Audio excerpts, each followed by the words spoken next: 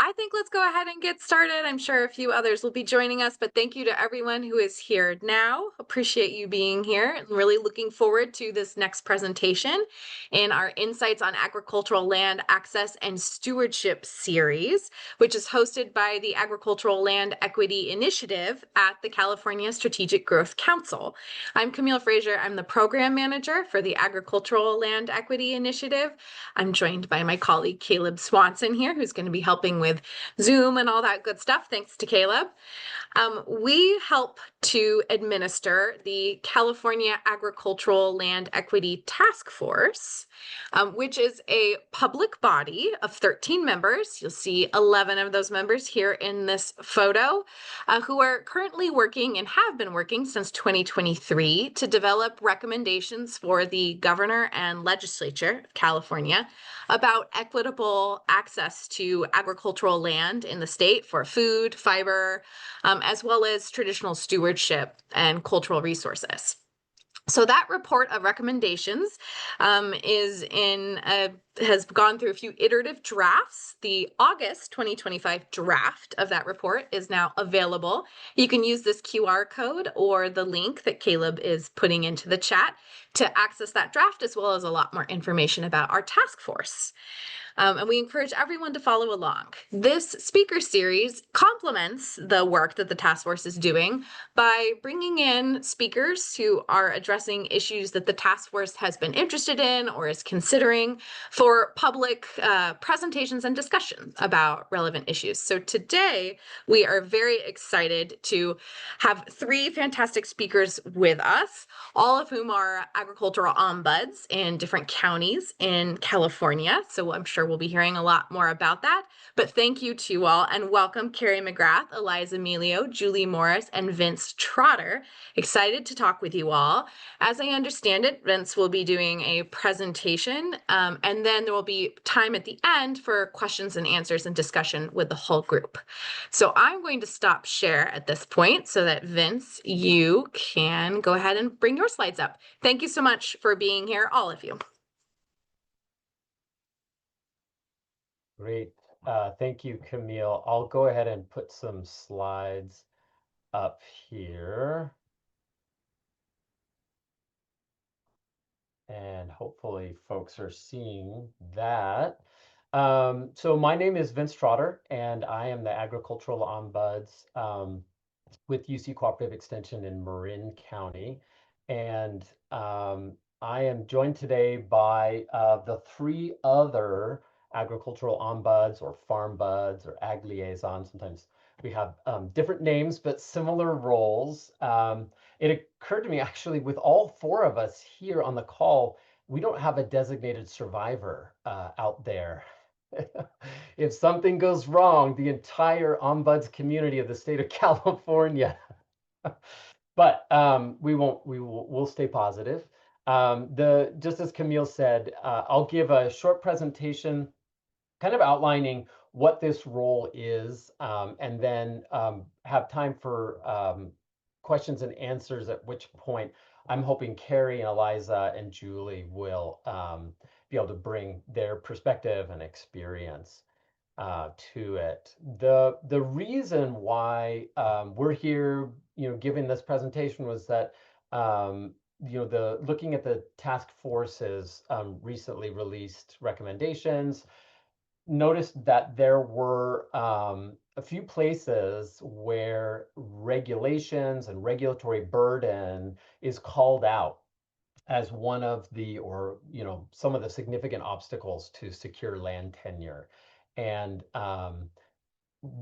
dealing with regulations and helping farmers and ranchers to manage the regulatory burden that is what we do as agricultural ombuds. And so it seemed like maybe it would be interesting to share with the task force and anyone else who's interested how that challenge of the regulatory burden on farmers and ranchers is kind of being dealt with in this one particular way in the role of ag ombuds. So I'll talk for a little bit and then open it up for questions. And maybe even before I launch into the presentation, just so that folks know who's here, maybe real quickly, Carrie, Eliza, Julia, do you guys mind just saying your name and where you're doing your ombudsing? Sure. I'm Carrie. Thanks so much, everyone, for being here. It's such an important subject. I am with UC Cooperative Extension Sonoma, so I'm based out of Sonoma County. Hi, everyone, and I'm Julie Morris. Thank you also for inviting us to be here today. And I am in Santa Clara County. Hey everyone, Eliza Milio. Great to be here. I'm based out of San Mateo County. I work with the Resource Conservation District there. And yeah, excited to talk more about the subject. Awesome. So let's go ahead and dive in. In terms of this short presentation, I'll talk kind of broadly about what an Ag Ombuds does or what that role means, and specifically then kind of who we are and what we bring to the table for this work. And then I'll go into a little bit more detail about what the task of being an Ag Ombuds looks like, give you a sort of day-to-day or day in the life perspective on the work. And then also just talk a little bit about how this role comes to be. Each of the four of us have slightly different origin stories, but I think understanding how the Ag Ombuds position even exists gives you maybe a little bit of a picture into how we fit in the larger ecosystem of support that's out there for farmers and ranchers throughout the state. So with that, what is an Ag Ombuds? Many of you may have heard the term ombuds or ombudsman. They generally exist in large institutions. Oftentimes, a university will have an ombudsman, or a hospital, or a prison, or large corporations will have them. And in those situations, the ombuds is generally there to resolve issues, complaints, and typically mediate conflict. Sometimes it's between people or departments inside that institution. Sometimes it's mediating a conflict between the institution and the public or their customers. There's been some kind of breakdown and they're trying to heal that divide and find resolution. In the case of Ag Ombuds, we're not so much here to mediate conflict per se, but we are a bridge. And in this case, it's a bridge over the divide of knowledge and understanding. And on either side of that bridge are farmers and ranchers on one side and the regulatory community on the other. And so our goal is to help farmers and ranchers understand rules, regulations, licenses, permits, all those things that potentially influence their operation. And just as every bridge usually has kind of two-way traffic, we also help regulators to understand the realities of farming and ranching and hopefully get a window into how the rules that they are tasked with enforcing impact that agricultural community. So that's kind of broadly what we do. When I talk about the regulatory community, I oftentimes use this idea of an inverted pyramid. We as ombuds work with federal regulations, state, local, and I kind of visualize it this way because those federal rules tend to be very broad. They have to apply to the entire country. Once you get to state level rules, they tend to be a little bit more specific. They're tuned to the context of California. And then when you get to the local level, a lot of rules are extremely specific to the geography of the region or the county or even a municipality. But the entire weight of that pyramid is bearing down on farmers and ranchers. And so we ombuds kind of sit at the point of that pyramid, trying to help farmers and ranchers kind of understand this flow of rules and regulations that are coming to them. And in a perfect world, also helping kind of convey some of the agricultural perspective up into the that pyramid a little bit as well.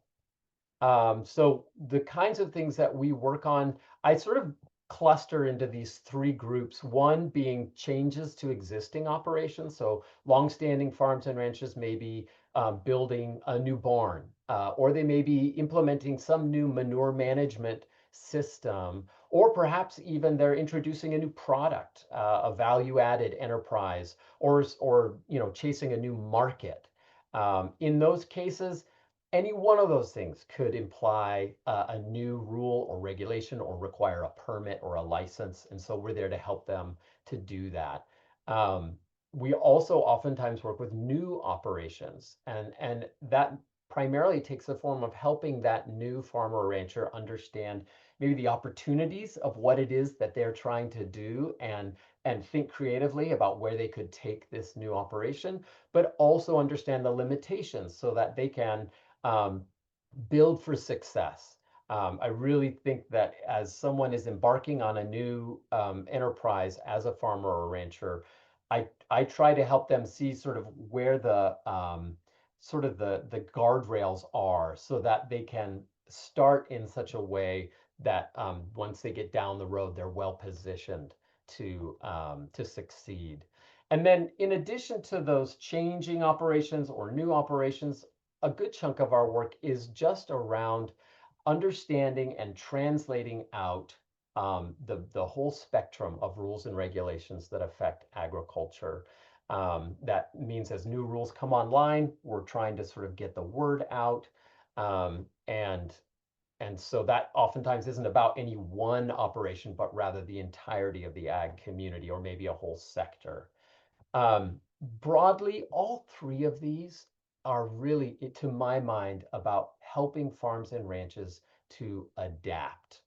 In order to be successful over the long term, they are going to have to make changes, whether it's on day 1 or day 50 or in the 3rd or 4th generation. And so all of this work is really intended to make sure that as farms and ranches are trying to do what they need to do to get to where they need to be, the rules, the regulations, the licenses don't become the insurmountable obstacle to doing it.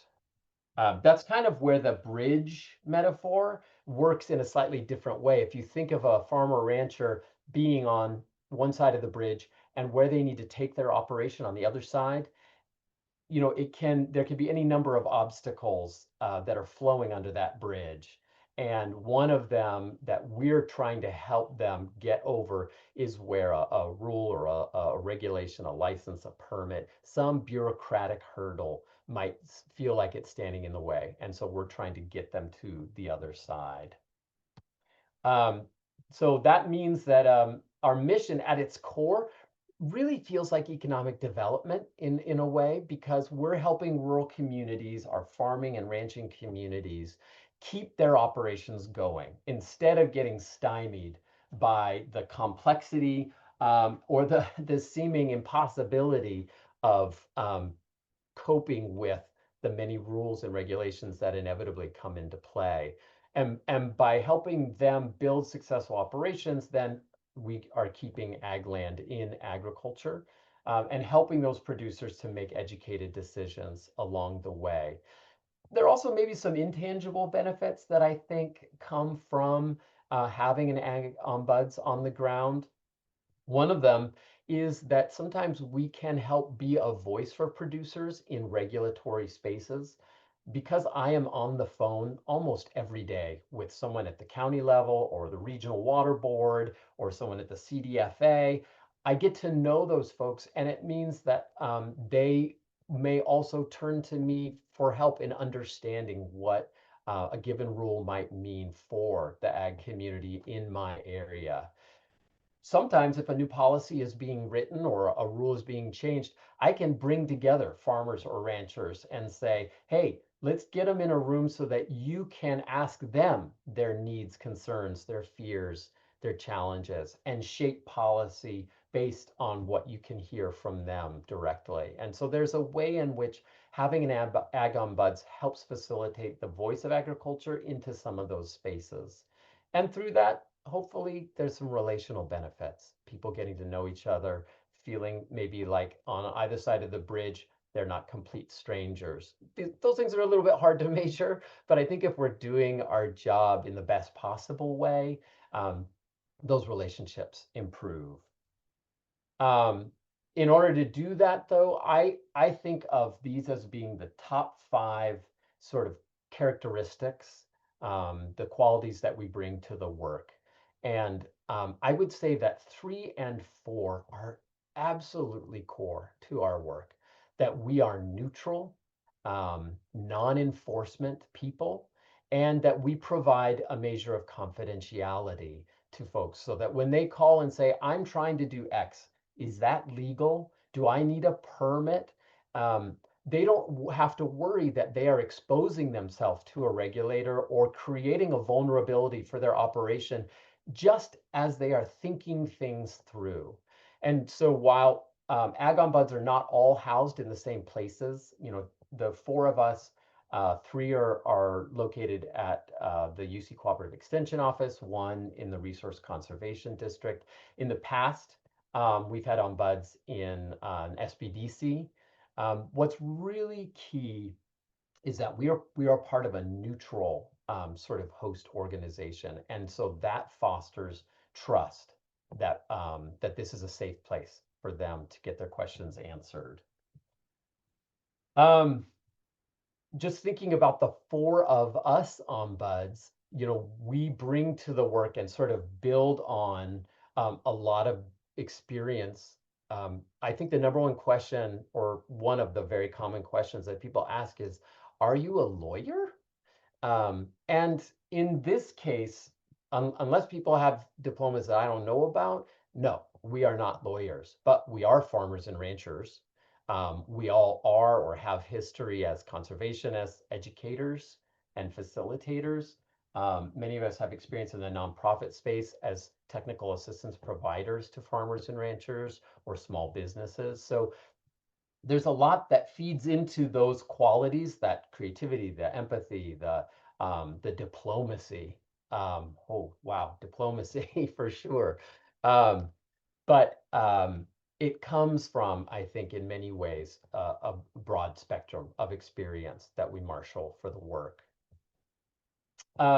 When I think about sort of the body of work on any given day, I think of it as falling into these categories. And Carrie, Julie, Eliza, these percentages may be different. I don't know if you think of them this way, but this is how I always think of the work, as mostly being what I call reactive, which is just to say someone comes to me with a question and I'm providing them with an answer. Sometimes that's directly from a producer. Sometimes it's a referral from a partner organization.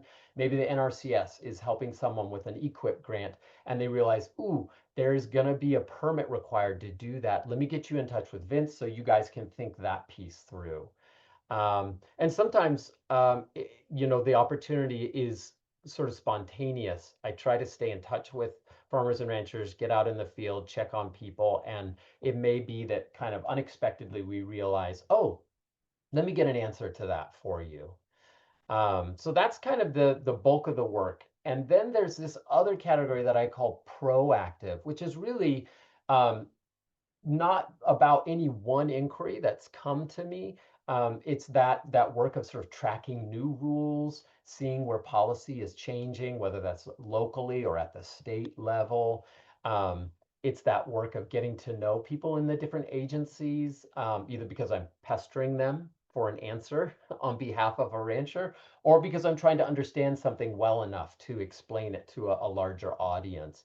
But it's the work of getting to know those folks, and then through that, conducting broad outreach, either in workshops or through fact sheets, other resources that we put out into the world.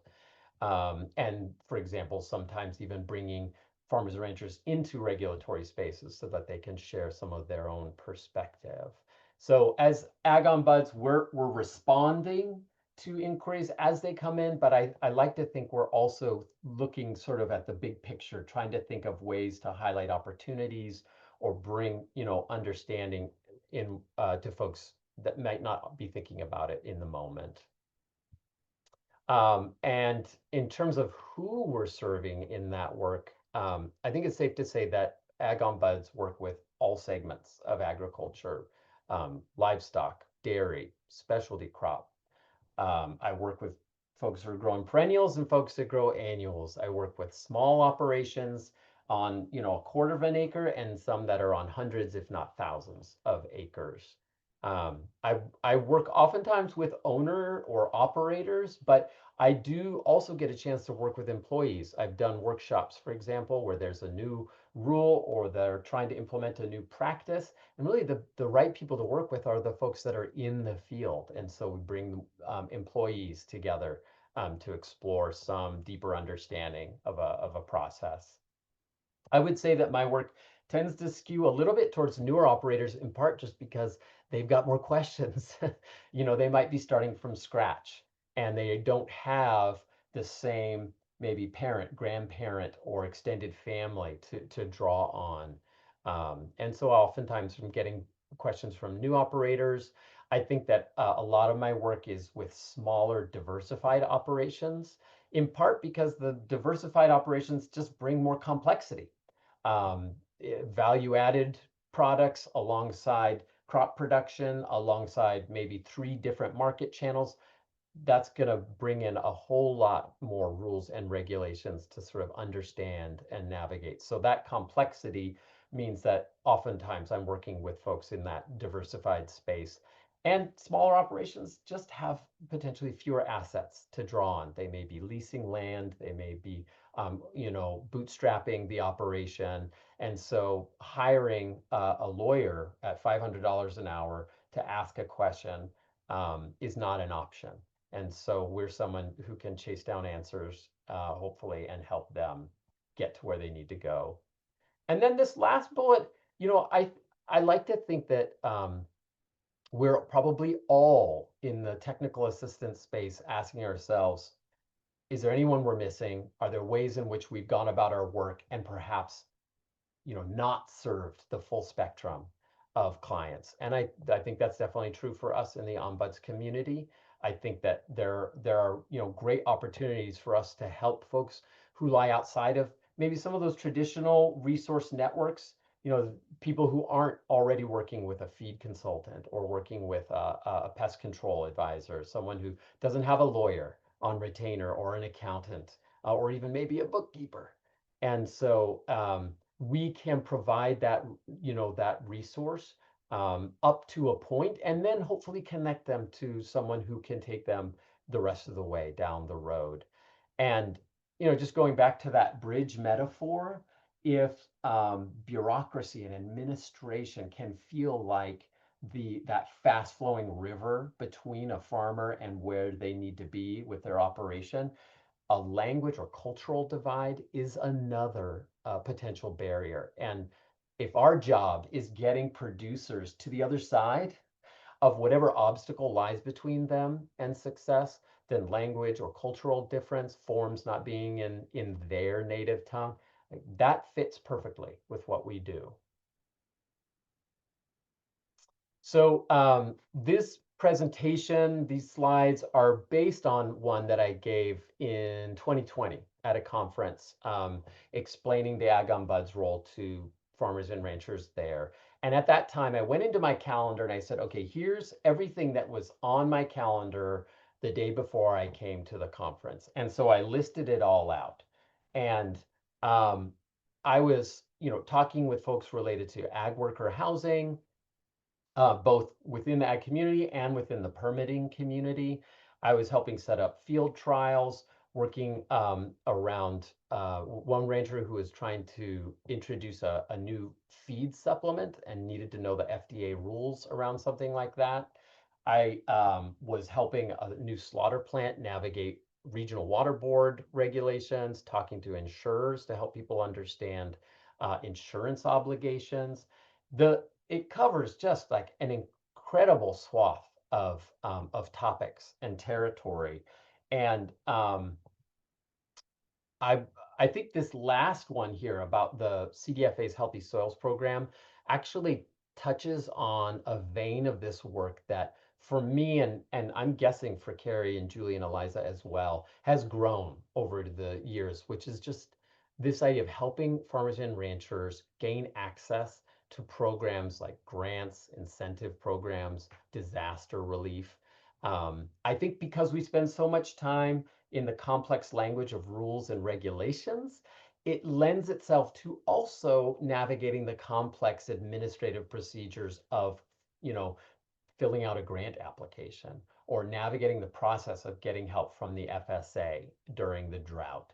And so there's also a part of our work that winds up calling us into these spaces as well, even though it's not technically a regulation per se, it is a bureaucratic hurdle.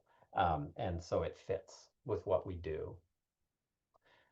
So part of this thing, I also said, okay, guys, here, let me open up my calendar and I'll show you what I'm going to do after the conference when I go back. And so I was getting into pond measurement and reporting with the Division of Water Rights, helping someone with an FSA appeal, more meat processing and working with the USDA. At this particular time, you know, part of what I think we have the opportunity to do as ombuds is call attention to maybe unexplored opportunities. So I was doing a workshop on-farm poultry processing and both the rules and the practice, and because maybe that was an opportunity for some poultry growers to bring a new product to market.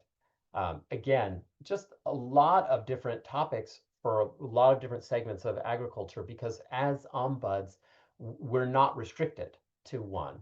We're just there to help our local ag community. In fact, you know, that list was from 2020. I did a quick inventory of my work from the last fiscal year, and you can see I identified 52 different, you know, inquiries from farmers and ranchers. All the work of sort of getting the learnings out into the world through fact sheets and websites. And then a lot of sort of bigger ongoing projects from everything like mental health to land access to housing and other things. We're not all the same, us ag ombuds. Many of us work out of different sort of host organizations. We may be funded in different ways. Certainly our geography dictates that there are different challenges or different needs within our ag community. But there are certain similarities. And in fact, a few years ago, folks in Contra Costa County did some interviews in our respective, these 4 counties, to find out how the ombuds role came to be. And they identified kind of a common birth story for ag ombuds, which start with a catalyzing event, something that kind of like sparks the idea that maybe we need an ag ombuds here. There's a challenge, a problem, a need, and this could be part of the solution. And then there's like understanding, why is that part of the solution? Who do we need to sort of rally around this idea? And then actually going through the long process of creating a space for that job. In Marin County, there was an ag summit about 15 years ago, more, maybe 18 years ago, where farmers said, these are our challenges, and they brainstormed solutions, and one of them was to create the ag ombuds position. In other places, a change to the general plan, and the county really sticking to a vision of supporting their ag community called forth an ag ombuds. There can be lots of ways, but generally there's something, a moment, a catalyst that then brings this idea to the fore as a possible solution. And then these are all those benefits, right? Those things that potentially flow from having an ag ombuds within the community. And so helping people understand, well, maybe if we create this role, we can start to see some of these things come to pass. And then bringing together the necessary people to house the position, fund the position, and really advocate for it. Oftentimes those are folks that locally, the Board of Supervisors, the Ag Commissioner's Office, obviously whichever organization is going to host the position. You know, thinking about the task force and the idea of trying to address statewide, this idea that regulatory burdens can be you know, part of maybe a a range of things holding back new producers. It just made me think, huh, who would the state level allies be if you wanted to have, ag ombuds outside of these 4 counties? But for all of us, there was definitely a need to bring the forces together, including all the other people that potentially benefit from it, who partner with an ag ombuds. I work with folks in these categories every week. And either they're sending a farmer or rancher to me, or I'm referring someone over to them. There really is a very sort of collaborative relationship. And so they all feed the process of making space for an ag ombuds in the area. And in all cases, it takes a few years to get that position off the ground. But once that position has been created, inevitably there will be change. And so I've encouraged people who say, maybe we should have an ag ombuds in our county. I talk about this process that has unfolded for all of the previous ombuds in the state, and also talk about being ready for the possibility that even once you get over that finish line, there's more work to be done. And this idea that longevity is correlated with success is, I think, a really important idea when contemplating an ag ombuds in a given area, because so much of our work is predicated on trust. It's predicated on relationships. And so it isn't something that you can get a grant and fund somebody for a year and then they're gone. You need someone who is on the ground for years to build those relationships and be trusted as that neutral, non-enforcement person who's housed in a trusted organization that is also considered to be neutral and non-enforcement and supportive. And that's something that takes time to grow. So it's definitely a position that benefits from a lot of time in place. And that's it.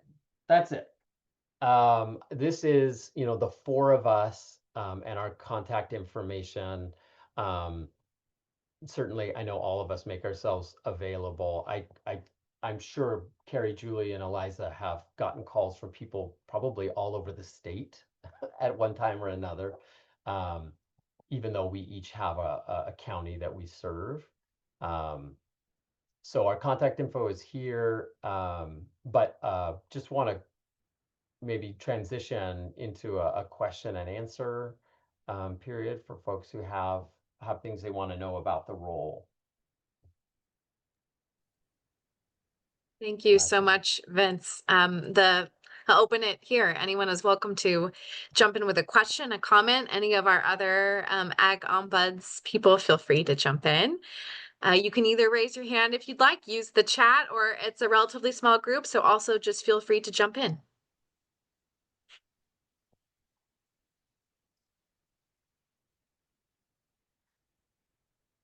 I did prepare a short stand-up set, so if nobody has questions, happy to cut loose with some great I have a knockout question jokes. for you, Vince. I want to know what happened to that line of vodka that you were using with dairy byproducts. Well, I mean, pretty exciting, right? Yeah, that's very cool.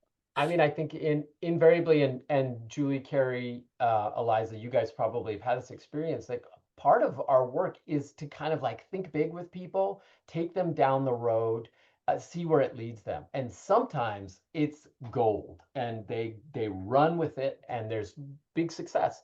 And sometimes they get as far as they need to go to make an educated decision and realize, I don't think this is the direction for us. And that's what happened there. But I love the fact that people come to us with some crazy ideas, and I have heard some crazy ones. I see like smiles, so I know you guys have heard some too. Yeah. Yeah, go ahead if you have a question. I do. Thanks, Vince. This has been really interesting. And I'm Thea. I'm the Farm Equity Advisor at CDFA. I'm also a member of the Land Equity Task Force and recognize many of you here today. So I have a question.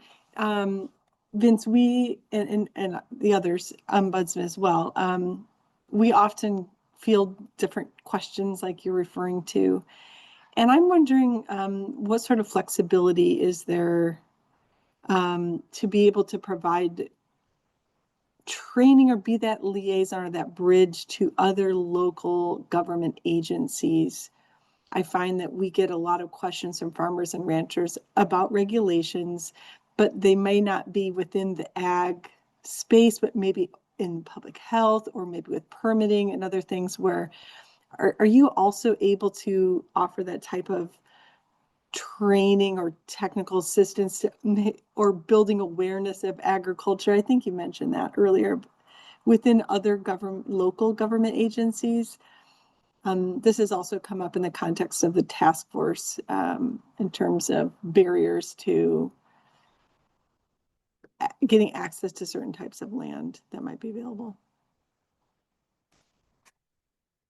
Just to clarify, Thea, are you asking, do we help farmers and ranchers understand rules and regulations that are not explicitly agricultural?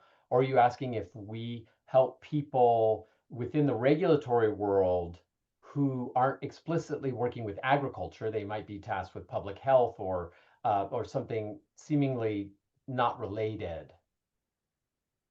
Yes, the latter. Mostly because we find there are often barriers in understanding related to different types of permits and other things that might be required from a public health or environmental department. And that really varies depending on the county that business or that proposed entity might be located in. I don't know, Julie, Carrie, Eliza, do you guys have Yeah, that I can actually experience? give an example of that, Thea. We do connect various county departments with agriculture. And as Vince mentioned, it takes years for people sometimes even to know that our positions exist. I've been in my role in Santa Clara County for 4 years. And just the other day, I was working with someone in the health department on a MICO permit, which is a micro enterprise kitchen operation, which some farmers use to create value added things to their products. Like, for example, a tomato farmer could use a micro kitchen to make tomato sauces or Bloody Mary mix, things that they can do with their products to then create a product that they can charge a higher price for. And it required the health department to come in and, approve this kitchen and everything. And sometimes the health department is used to working with restaurants or schools. Farms aren't necessarily their thing, but it helps to have someone who can say, hey, do you want to come out and look at the farm and meet the farmer and see her setup? And it sort of requires various people to get it all together and let the health department understand what the farmer's trying to do, and also help the farmer prepare for that inspection, if that makes sense. Definitely. Yes, that's what I was asking, just to see if there was that flexibility within your funding or your job duties that would allow for you to be that bridge also with the other side. Thanks. Yeah, I'll say that in Marin County, we a couple of years ago, we formed what we called the Ag Team, and we went through the entire county sort of structure and thought of every department that gets called on at some time or another related to an ag project. Public health, the assessor's office, the land development, public works, parks department. And we grabbed a couple of people from each department and we spent a year with them and took them out onto ranches. We did lectures where we brought farmers in and talked to them about specific topics, all intending to help them understand that there is a particular reality and a set of challenges that are maybe unspoken when somebody brings an application into their department. And if 90% of the work that they do on a given day is urban, or suburban. We wanted them to be better prepared for the 10% of applications that come from the ag community. And so that work was, I think, exactly what you're describing. And it has not only, I think, expanded the sort of perspective of folks that were part of that team, but it's also helped me and them, the regulators, work more closely together. They call me on a regular basis because they have a permit application and they don't understand something, or they're changing a rule and they're like, wait a minute, is this going to affect ranchers? And you know what? Sometimes I can say it's not. This isn't going to affect them at all. And I just love the fact that they thought to call and ask that question. So I think investing in those relationships is a critical part of what we do. It's not just fielding the inquiries from the farms and ranches themselves. Thanks, Vince. Yeah, this is all very helpful. Maybe a possibly sort of ignorant question, but the funding for each of your positions, it seems like that was sort of like locally driven and or funded, or how are those positions funded? Yeah. So in Santa Clara County, they're all different, but in Santa Clara County, my position came out of the creation of the agricultural plan, which was a SALC grant. I remember that. Yeah. Uh-huh. And they approved, the Board of Supervisors approved it in 2018. My position, like Vince said, took years to form and approve and fund. So ultimately it was 50% funded by the County of Santa Clara and 50% funded by the University of California.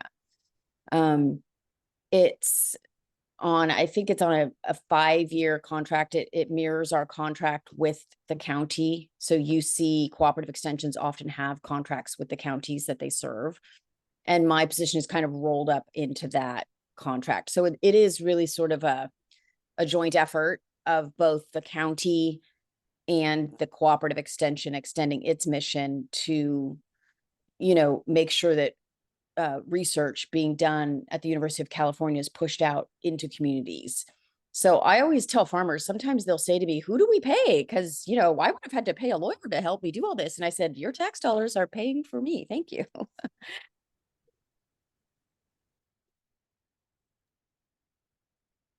Yeah, and I am housed with, I'm housed with UC Cooperative Extension, but I am paid for by the county.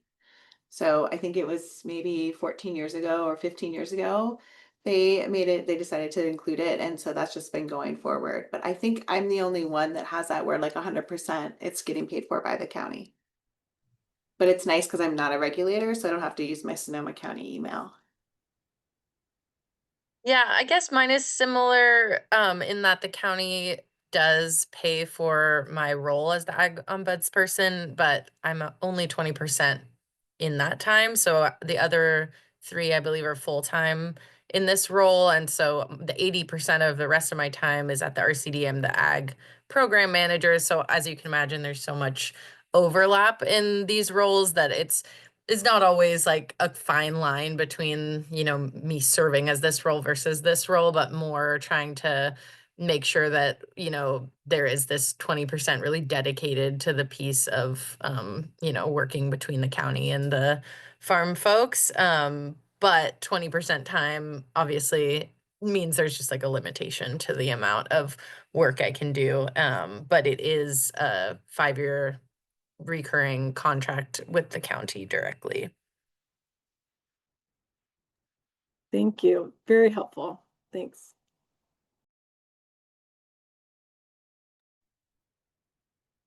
There is a question in the chat that maybe I'll read aloud and others can respond to. For farmers requiring support around regulatory issues at the county city level in different regions, what types of resources are there that could be shared?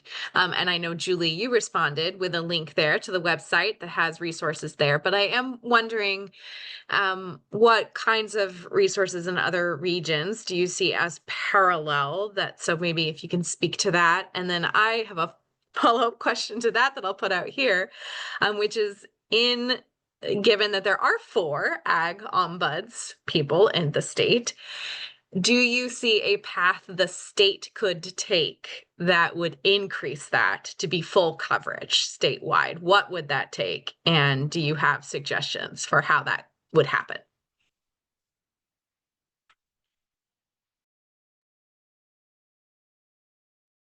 I love that idea of having a statewide network for every county, I would assume. If that were to happen, I could see it falling on the state to fund it, or at least partially fund it. And I think we just passed a big Prop 4, right, for climate work. And I do look at our work as related to climate, just in that we are encouraging healthy soils and photosynthesis. So that might be one avenue to pursue, is to see if there's any little carve out we could take from approved funding already for this kind of work. I know with counties funding them, it's tenuous year to year. In Santa Clara County, we're heading into, I think leaner times, I'll say, than the past 10 years. So it's kind of like everyone's on the table as far as what's going to get cut. And it's just going to be up to what the priorities are of the supervisors.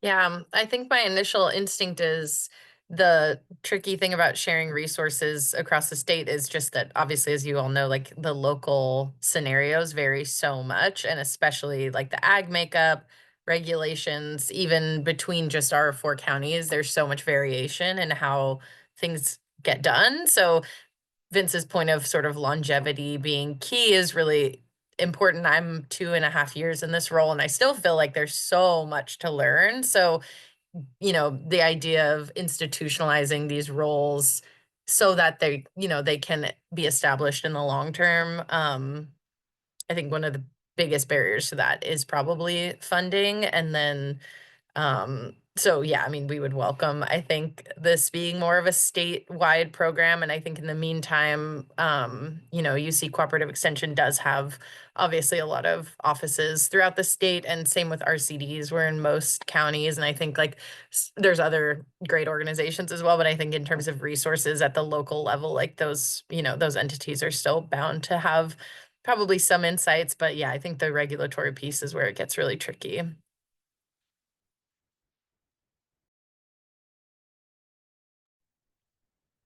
Thank you for that.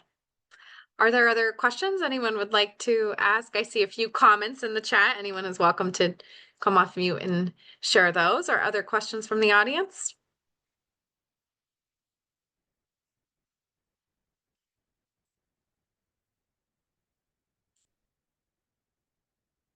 I have another, if no one's anxiously awaiting, which is, you had mentioned the effort to work more closely with underserved communities. And as you know, the task force is very much focusing on those communities in their work.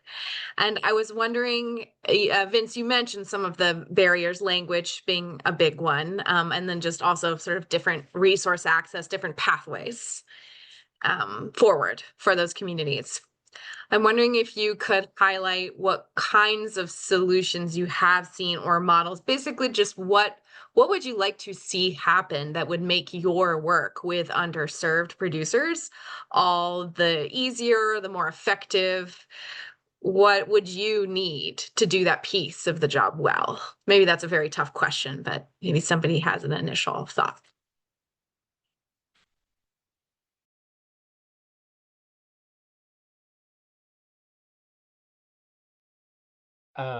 Well, I'll say a couple of things, and then please, Carrie, Julie, Eliza. I mean, one, very sort of straightforward logistical thing that I've certainly needed is language support.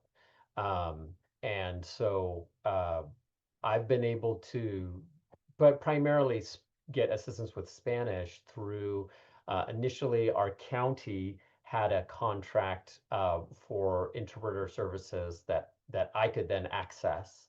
And we also have some Spanish speaking staff within the extension office that I could work with.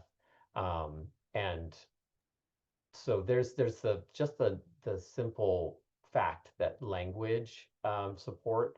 I would love to say that I have all the languages that I need in already in me, but that's something that I think would facilitate us being even more productive. And then I think that I mentioned in birthing an ag ombuds, there's this marshaling of stakeholders.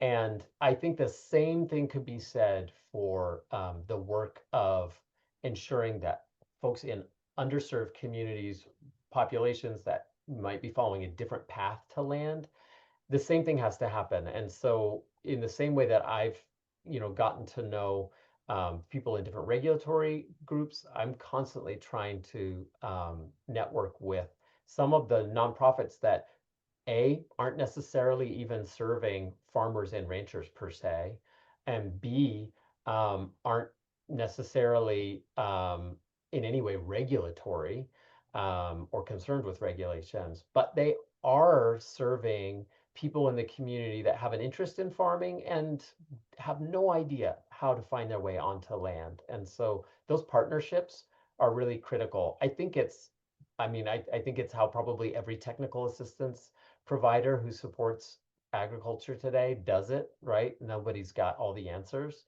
But in that particular area, the connections to organizations that can help us build that relationship, that trusting relationship, is really critical.